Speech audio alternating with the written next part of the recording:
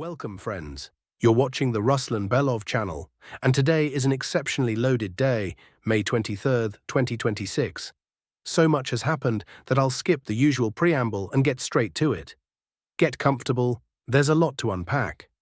First things first, please subscribe to the channel and hit the bell. YouTube systematically suppresses the reach of military analytical content, and the only reliable way to keep getting these updates is a live subscription with notifications turned on. Your support genuinely matters. Kiev and the northern threat, panic or rational calculation. Let's start with what's been dominating the conversation in Ukrainian political circles.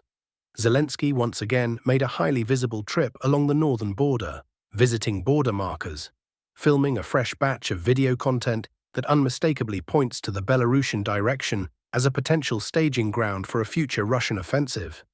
But here's what's interesting. Seasoned Ukrainian politicians and military analysts, unlike the media narrative, are actually quite clear-eyed about what a northern offensive would realistically aim to achieve. Their assessment is far removed from apocalyptic scenarios involving the capture of Kiev. They understand perfectly well that nobody is going back to Hostomel, Irpin, or Bucha. Those names belong to the first chapter of this war. Nobody is going to replay that script. The actual objective is fundamentally different. If a northern offensive were to be launched, its real purpose would be to reach effective barrel artillery range of the capital. Russian units wouldn't even need to enter Kiev's suburbs to accomplish that. The key geographic reference point in this equation is the Teteriv River, which runs roughly east to west, approximately 60 to 80 kilometers from Kiev's northern outskirts. If Russian forces manage to push to Ivankiv and establish a position on the Teteriv, the distance to Kiev would shrink to around 60 kilometers, well within range of conventional artillery, multiple rocket launch systems, and, needless to say, drones. Ukrainian sources today are using remarkably blunt language. Kiev won't sleep. Not a diplomatic phrase, not a media exaggeration. That's how actual operational analysts are framing the scenario. Orders have already been issued at the municipal level to begin preparations for all-round defense of the capital. At the same time, a segment of Ukrainian politicians is publicly pushing a different interpretation. Their argument is that all this noise around the northern threat is nothing more than a domestic consolidation tool. Keep the public looking at the Belarusian border, and nobody's paying attention to corruption scandals or the other internal fires burning across Ukraine right now. Both readings have merit. The truth, as it usually is, likely sits somewhere in between. Kherson direction, Oleshky on the brink of evacuation. Now on to the front, and we'll start with a direction we don't cover often, but which has today reached a genuinely critical state. The Kherson sector. On the right, Ukrainian bank of the Dnipro sits the city of Kherson. On the left, Russian-controlled bank, the town of Oleshky, located slightly downstream. Today, the Ukrainian side officially called for the beginning of an evacuation of Oleshky, and that statement deserves careful analysis. According to Ukrainian sources, approximately 6,000 civilians remain in the town. Oleshky has, in practical terms, become a black zone, in the fullest sense of that phrase. No vehicles are getting in, no food, no medicine, no water, no electricity, nothing. The town is slowly dying under relentless fire along the Kherson-Oleshky line.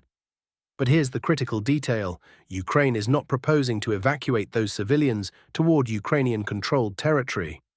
Ukraine is proposing that Oleshky residents leave, deeper into Russian-controlled territory, toward other towns in Russian-held Kherson Oblast, toward Zaporizhzhia, or toward Crimea. The stated goal is explicit, to empty the town of its civilian population. And that, analytically, points in a very specific direction. Civilians in a frontline town are de facto a human shield that constrains the scale of military operations. Remove that factor, and the operational space expands dramatically. There are serious grounds to believe that Ukrainian command is actively considering an offensive operation directly against Oleshky, a crossing of the Dnipro, with the aim of seizing a bridgehead on the left bank. For perspective, Oleshky is not Krinky. Krinky, where Ukrainian units attempted to hold a bridgehead in 2024, was essentially a stretch of rubble along the riverbank with virtually no structures suitable for durable defense. Oleshky is a full urban area, With proper organization, a bridgehead there could not only be seized but held, even in an environment dominated by FPV drones, because urban density provides cover that open terrain simply doesn't. That's precisely why the evacuation call is being made with such urgency. Predicting exact timing is difficult. Nothing is likely to happen today. But this situation is a warning signal, and it's not the first. Across both the Kherson and Zaporizhzhia sectors, there is a clear and building pressure, which brings us to the next topic. Zaporizhzhia. The big battle is underway. The Zaporizhzhia sector is arguably the single highest tension point along the entire southern axis right now. Since late April, what's been unfolding here can be described without exaggeration as the Great Zaporizhzhia Battle. For those tracking the map, the configuration of the front on the western Zaporizhzhia section has changed beyond recognition since April 30th. In just over 3 weeks, the picture has shifted fundamentally. Today saw the first geolocated footage confirming that AFU units have pushed right up to the outskirts of Kamianske, approaching from the northeast.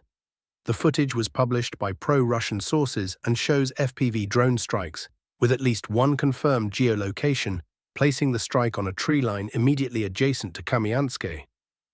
This means the AFU's western Zaporizhzhia counter-offensive is still moving, and the pace has not dropped. What comes next? If the advance continues along this axis, the logical next episode is a fight for Enerhodar and the Zaporizhzhia nuclear power plant.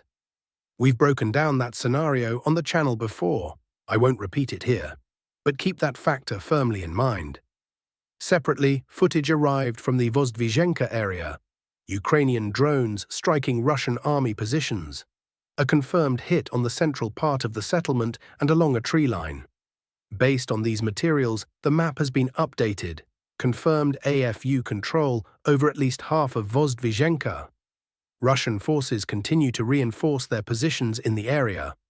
New data also came in from the northern Zaporizhzhia direction. We've now finalized the removal of the grey zone in the area between Kamianske, Kalinivska, and Novomykolaivka. Enough objective footage has accumulated to determine the status of those territories with sufficient confidence. Russian units are striking AFU positions in this sector. On the Orikhiv direction specifically, Russian advance tempo remains undiminished. Forces continue pushing west from Hulyapol toward Orikhiv, with strikes also recorded on the town's central districts. This part of the front gives the impression of never having stopped moving. Looking at the broader picture along the M14 highway corridor, from Berdyansk through Melitopol, Mariupol, and toward Tahanro, the cumulative weight of all these movements is beginning to look less like a collection of tactical actions and more like the early stages of something considerably larger. Russian command clearly sees this picture. But what countermeasures are actually being prepared remains, for now, almost entirely absent from open sources. Dobropilya, Kostiantynivka, and Sloviansk-Kramatorsk sectors. The picture here is somewhat different. On the Dobropilya-Kostiantynivka axis, this is now the third straight day with no significant changes. Drone strike footage continues to be published in volume, but neither side has made meaningful ground movement. The same holds for the Kostiantynivka sector. The front is static.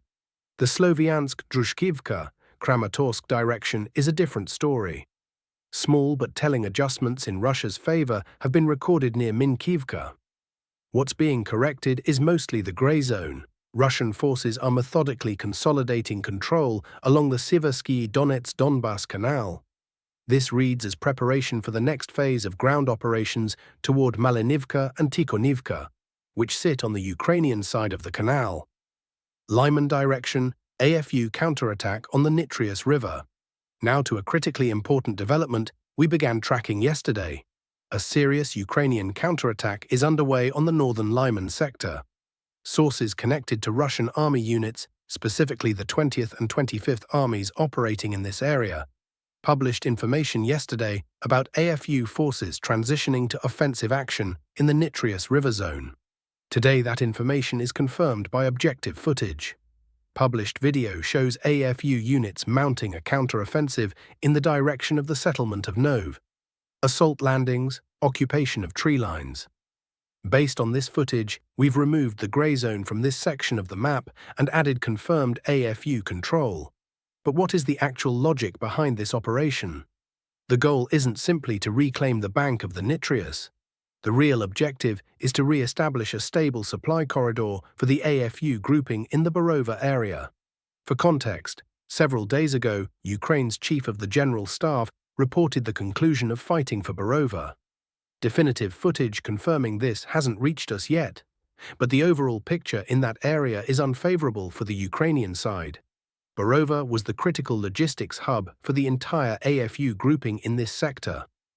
If the defense there has collapsed, the only remaining supply route runs along the Izium, Oskil, Rubtsi, Lozova axis. Russian units are positioned close enough to those settlements that, if the advance rate holds, encirclement of the Ukrainian contingent in this part of the front becomes a real possibility. That's the driver behind these counterattacks, an attempt to stabilize the line and, at minimum, enable an orderly withdrawal.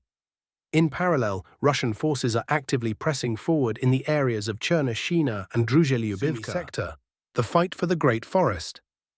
On the Sumy sector, Russian offensive operations continue at pace.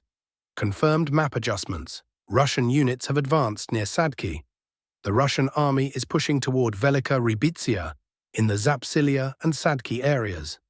Beyond that, information has emerged about Russian forces transitioning to active offensive operations simultaneously on multiple vectors toward Ivolzhansky, Novosich, Kanitsy, Mariino.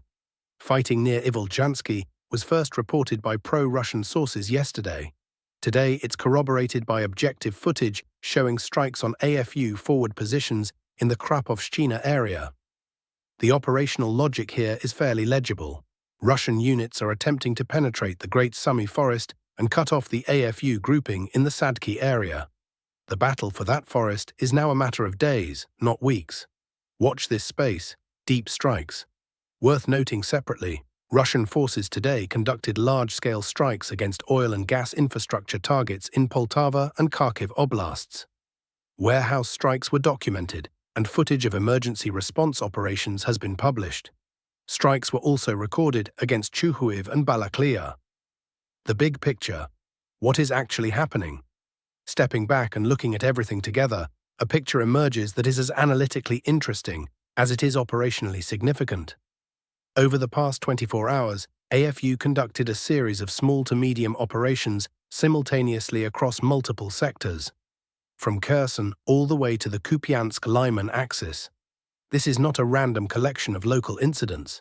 It is either a broad probing of the front along its full length, a set of diversionary actions ahead of something larger, or, and this interpretation cannot be dismissed, the opening moves of a major operation that has already begun.